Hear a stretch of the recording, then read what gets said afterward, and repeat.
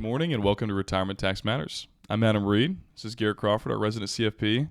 Garrett, this morning we've got probably a pretty exciting topic for a lot of people. I think All a lot of right. people in this kind of $2 million to $8 million IRA section, this will probably resonate with. And I think for some people it may be a bigger problem than for other people, but I would say most people that have kind of crushed it and done a really good job of saving and maybe made some good decisions earlier on in their careers to save some extra, might find themselves in a position where maybe they've got a large brokerage account with a ton of embedded gains, and they feel like they've got handcuffs on. And so This is one of those good, bad problems, right? yeah, you're like, oh, it's grown so much, but if I sell anything, it'll cost $1 in taxes, and you can't pay, and it's so funny. I think this is one of those places, we see it all the time, Roth conversions, just simply planning in general with people, but people are very tax averse.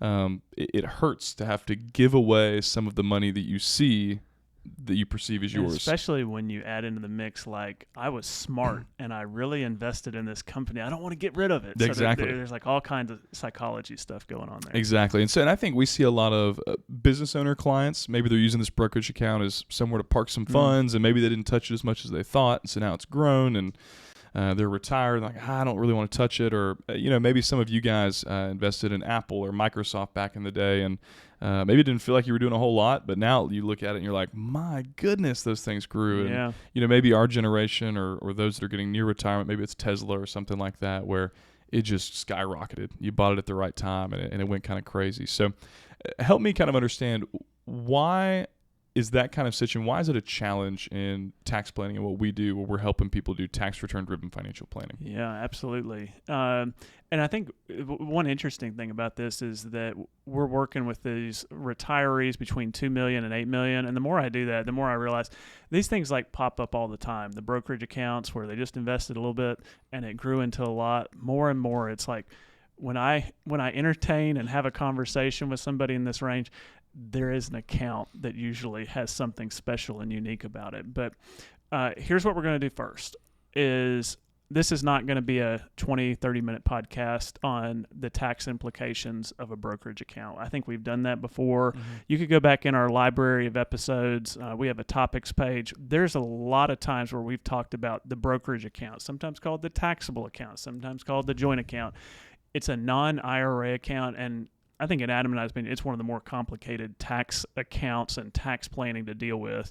And so what I'm going to do is, instead of talking about why it's the most complicated and all of the details, I'll just say I'm going to assume that you've been a good listener and you have some awareness of why it's complicated. And we're going to skip past all the underlying complicated tax planning of a brokerage account. And we're going to go straight to, hey, I understand the taxes. I've got this kind of complicated situation with a stock or a mutual fund that I had a long time ago, which, side comment, back when I first started in the industry in 2013, there was this huge migration that probably a lot of our listeners, maybe early in your days, you were sold stocks, maybe by a broker where you paid commissions, but then you were like, oh, the mutual fund is a much better way to do that. It's cost efficient. It's cheaper. I can diversify my money very easily. And so you use mutual funds. But what happened in 2013 when I came in the industry was that we were making this shift from, okay, now the mutual funds are old school. Nobody invests in mutual funds because they're expensive and they have layers of management underneath it. And what we saw was the massive shift from mutual funds over to exchange traded funds, which were generally cheaper, less management, cheaper for the consumer. And a lot of our people out there may still be holding on to mutual funds that they bought a long time ago that have appreciated. And if they look at their what do they call it? The prospectus of the mutual fund, they see an expense ratio that's 0.8%, 0.9%, some of them 1.3%. And they're like, why am I paying all these costs for something that I could have exposure to in an ETF, an exchange traded fund, a lot cheaper? And so I think a lot of you all out there are going to have run into this issue, and we're going to skip the tax part, and we're just going to jump into, here's my pain point. How do we solve it? Well, and it's funny as you're saying that, I feel like, man, that's a pretty lofty assumption to assume everybody understands. But I've interacted with some of you guys, and I am really impressed with some of the people that follow along with our podcast that have sent in questions or been in the comment section. if you guys aren't careful in retirement, we may send you a job offer and get you over here working on some of the stuff with us. So I think that's a fair assumption for today. So help me understand too. I think a lot of people, when they're looking at these, they feel like it's all or nothing. It's like, hey, I just got to leave that alone. And gosh, I guess if I need it late in retirement, I'll just have to dip into it, but I don't want to. Or, hey, I'm just going to rebalance the whole thing and pay a big tax bill. As you're thinking through tax return driven financial planning, how are you helping people think through what to do there? And I think maybe we'd mentioned we'll skip on just gifting highly appreciated assets because we've covered that a few times. And so go check out like our donor advised fund or some of our gifting videos where we've covered that. But what are some other ways you're helping people think through and talk through the psychology of paying taxes, and also just kind of putting together a game plan of how do we access these funds without feeling like you've just been beat over the head by the IRS? Okay, so make sure that I come back around to how we do it at Providence, because I think this could be a long-winded answer. I don't want to leave that out. So getting married is fun, right? Yeah, I'm pro-marriage. Yep. A lot of people out there are married, and maybe even some people have dealt with divorce. Divorce is something that even somebody that's walked through it, you don't want to walk through. It's costly, expensive, it's bad. And I don't want to be, joke too much about this, but in some ways, when it comes to investing in a brokerage account, you're kind of marrying these funds for a long time, and divorce can be really painful. And so I think for a lot of people that are out there in this subject, especially for those people that are near retirement, you can have, and I've run into it here just recently, maybe you have like 10 different investment accounts, and you look at it and you're like, I'm getting ready to retire. I wish it wasn't this complicated. I really want to consolidate, maybe all at one firm, still be diversified investment wise, but I just need things simpler because I have no idea how much risk I'm taking because everything is kind of scattered.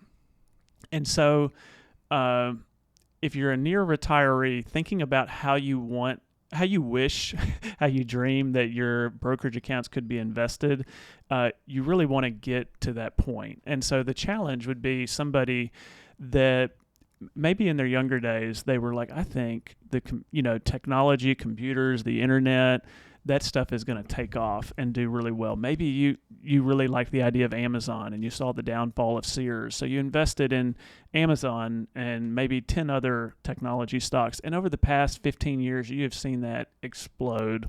You've got a lot of money in these accounts, but the problem is to walk away from those positions. It's a little bit like a divorce, a nasty divorce.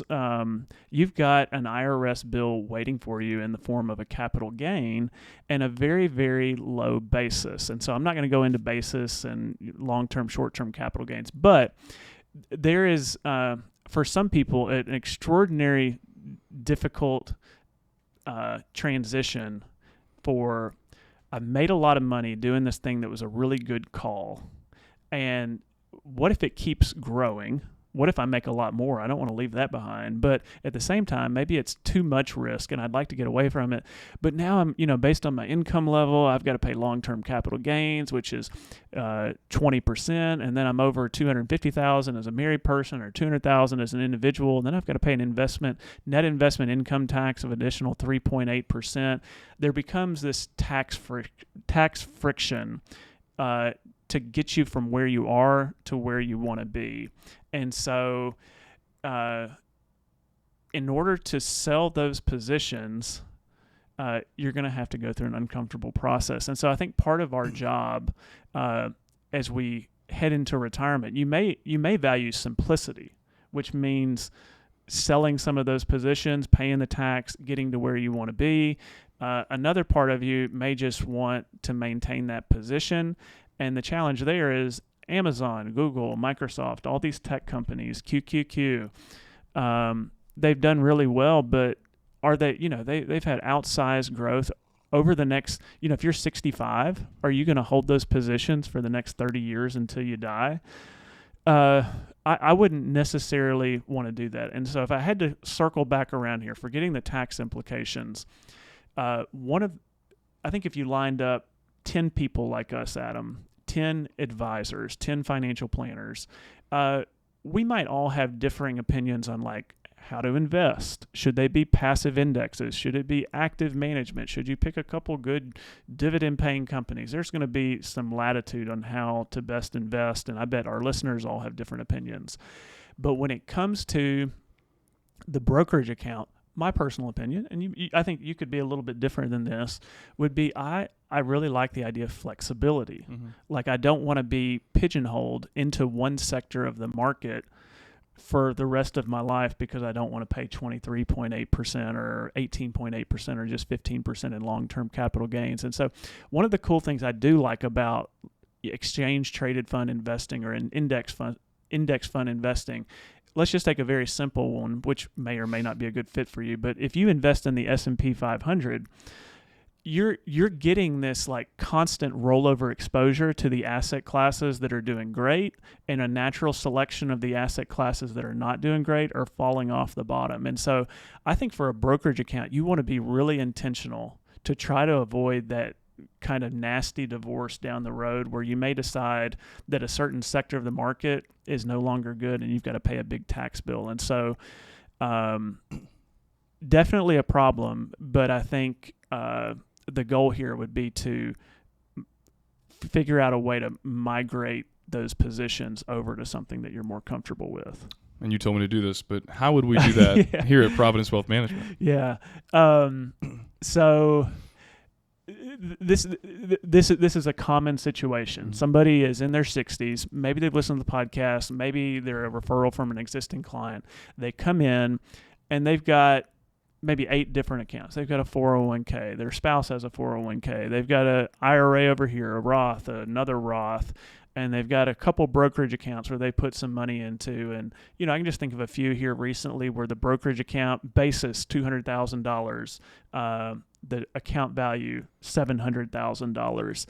And even one, I'm thinking back a few months ago, they had Fidelity mutual funds, sector-based. One was technology, one was a leisure fund, both of which were bought pre-2020 COVID era. And they did wonderful. They were good picks. We didn't pick them. It was before they became a client. And they had a lot of gain built up in them. And so when somebody becomes a client of Providence, what we're really trying to do is to not in elementary language, and you know we have little kids at home. We're not trying to poo-poo mm-hmm. on their investment selection. That's a good technical term that we use here in the industry planning. a lot. Yeah. We don't necessarily, think that that's a bad investment strategy, but in a brokerage account, we're trying to shift somebody to something sustainable. Where even in mutual, I could talk a long time about this, but with mutual funds, you can get forced capital gain distributions, and so I'm not a big fan of those as a tax return driven financial planner, because I get to the end of the year and I'm looking up all these websites, Fidelity mutual funds, and what's the capital gain distribution rate? It's going to be something we can't control that could end up causing a Medicare IRMAA charge. And so in those situations, what we're trying to do is we're trying to get a client to the risk level of their portfolio in that account that they feel comfortable with, whether you've come into stocks through inheritance, divorce, whatever, gifting. If it's all 100% stock in one sector and you're going into retirement and you need that income in retirement, all of it, we've got to figure out a multi-year transition. Maybe it's 5 years, maybe it's 6 years, where we can take calculated steps to maybe sell some of those appreciated positions to then incorporate into, we call it our tax advantage portfolio, but a tax sensitive strategy that's going to prioritize long-term capital gains. And I think for a lot of people out there, that is not how they dream about spending their retirement. And so they end up thinking, well, I just kind of let my thing keep doing what it's doing. It's been doing fine. And they try to avoid paying the taxes. One of the benefits, I think, of clients working with us is that I basically go through and I try to figure out where at the end of the year are they going to be tax bracket wise? Are we going to hit the net investment income tax? Are we going to trigger an IRMAA charge? And in the fall, we're selling those appreciated securities in order to redistribute in a more diversified investment strategy. And I think two things that kind of came to my mind as I listened to you talk is one, a brokerage account is such an awesome tool to have in your tool belt in retirement. but it's not if the door's locked on it. And it's just like this money sitting there and you're like, I don't want it. I can't spend it. But it's so helpful. If you do Roth conversions, it's a great place to pay the tax bill, to be more efficient on your Roth conversions. It's a great place to go get a one-time purchase. Hey, we need a new roof on the home. We want to get it taken care of before we're kind of out of good health and don't want all that racket up there. It's such a great tool to have in the tool belt if it's unlocked. And so I think doing the planning, doing those things is super helpful.